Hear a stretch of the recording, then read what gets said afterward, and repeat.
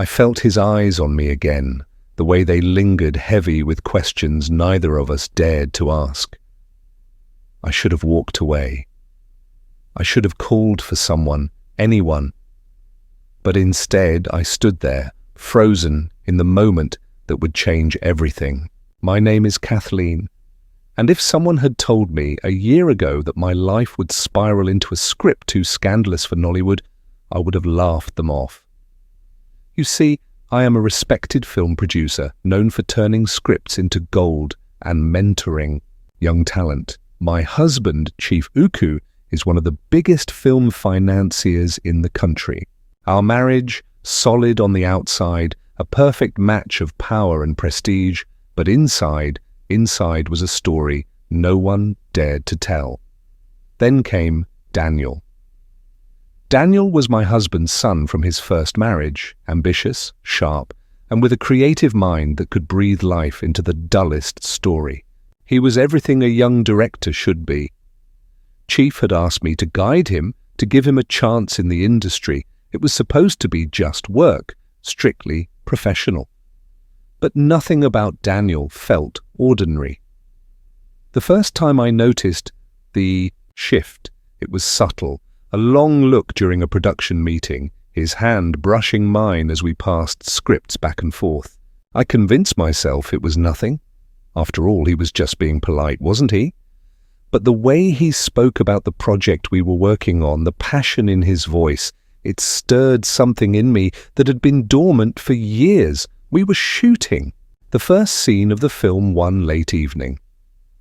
The entire crew was exhausted and tempers were flaring. Daniel had been pacing, frustrated that the actors weren't getting the emotions right. I stepped in to calm him down. "Daniel, they'll get it. You just have to be patient," I said. He looked at me, then really looked at me. "It's not just the film, Kathleen. It's everything. I want to make something that matters, something that speaks to people." I smiled, touched by his vulnerability. "You will. You're talented, Daniel. Don't doubt yourself." And then he said it. The words that would replay in my mind long after that night. "I don't doubt myself. I wonder if I'll ever matter to you."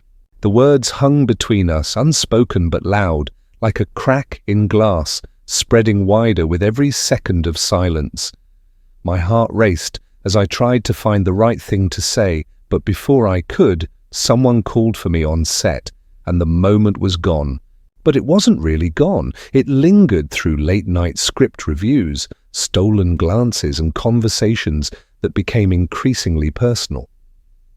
I should have seen it coming. I should have stopped it before it started. But there is something about forbidden connections. They sneak up on you, whispering promises of something extraordinary, something dangerous. After that night, everything felt different. The way Daniel looked at me, the way his voice softened when he said my name, the way his presence seemed to fill every corner of the room. It was impossible to ignore. I buried myself in work, thinking if I stayed busy enough I could drown out whatever this thing between us was. But Daniel wasn't making it easy. One evening, after a particularly intense day on set, Daniel suggested we stay back to review some scenes. Most of the crew had already left, the city lights dimmed, and the hum of Lagos traffic outside was faint. "It's important," he insisted. "I need your honest opinion, Kathleen." We sat side by side in the small editing room, our shoulders almost touching. He played back one of the scenes, a quiet, emotional moment between the film's lead characters. "What do you think?" he asked, his eyes fixed on the screen. "It's beautiful," I said, genuinely moved. The actors' chemistry was palpable, their emotion, raw and real. It was the kind of scene that stays with you long after the credits roll. But when I turned to Daniel, I realized he wasn't looking at the screen. He was looking at me. "Kathleen, you're the one who made this possible," he said, softly. You see things in people that they don't see in themselves. You saw it in me. I laughed nervously, trying to deflect. Well, you're talented. It wasn't hard to see. No, he said, his voice firm. It's more than that. You believed in me when no one else did, not even my own father. The vulnerability in his voice caught me off guard. Daniel rarely spoke about Chief, and when he did, it was always with a certain distance, like he was talking about a stranger rather than his father. Daniel, your father is proud of you, I said, though the words felt hollow even as I said them. He shook his head, a bitter smile on his lips. He doesn't care about me, Kathleen. He cares about his legacy, about his name. That's all I've ever been to him, a means to an end. I wanted to comfort him, to tell him he was wrong, but the truth was I couldn't. Chief was many things, successful, charismatic, powerful, but nurturing wasn't one of them. Without thinking, I reached out and placed my hand over his. You matter, Daniel, not because of your father's name or his money, but because of who you are. Don't ever doubt that for a moment. Neither of us spoke. The silence was heavy, charged with something neither of us could name, but both of us felt. His fingers brushed against mine and I didn't pull away. I don't know what I'd do without you, he whispered, his eyes searching mine. The words hit me like a tidal wave, and suddenly I couldn't breathe. This was wrong. I knew it was wrong.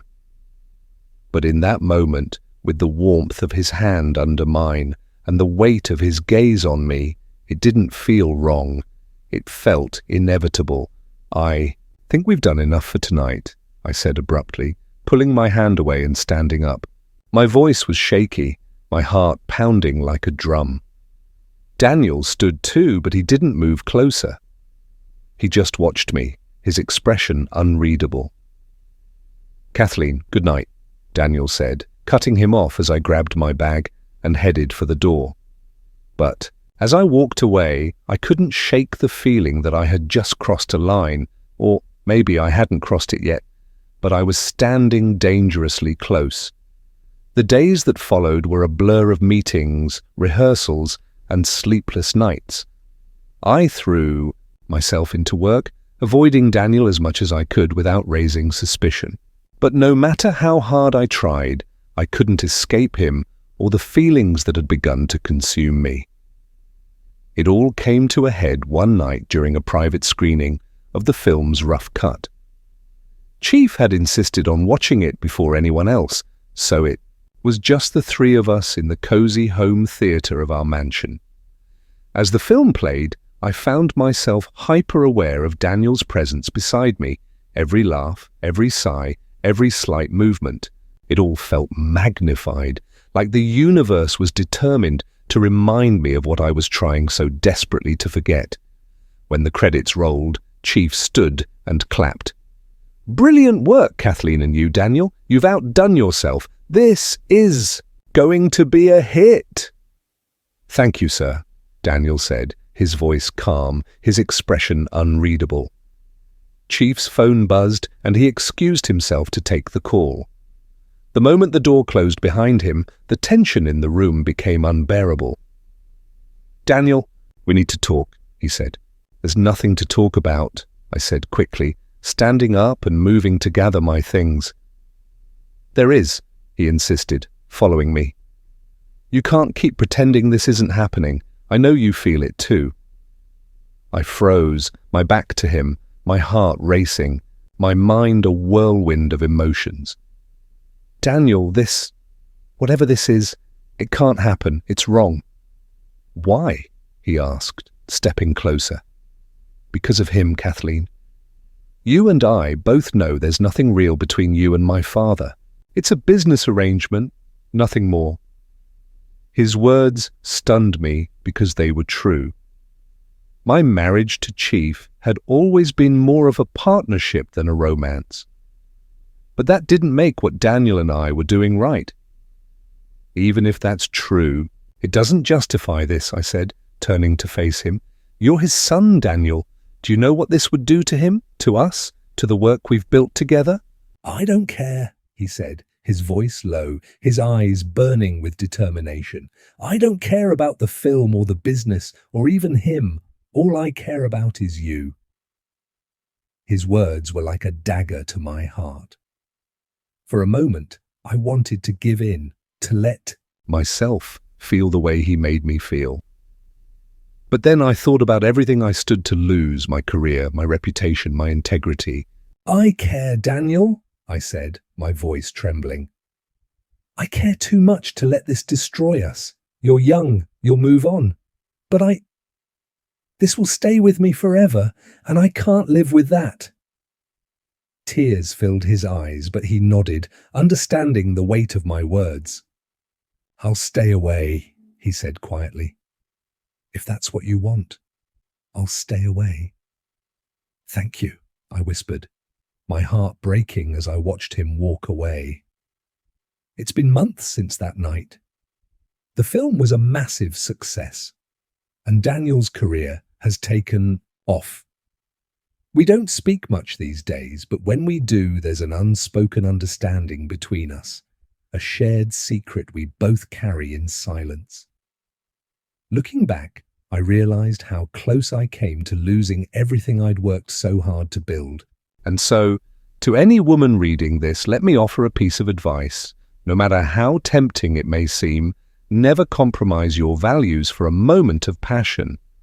The heart is fragile, but your reputation, your peace of mind, and your future are far more delicate. Protect them at all costs,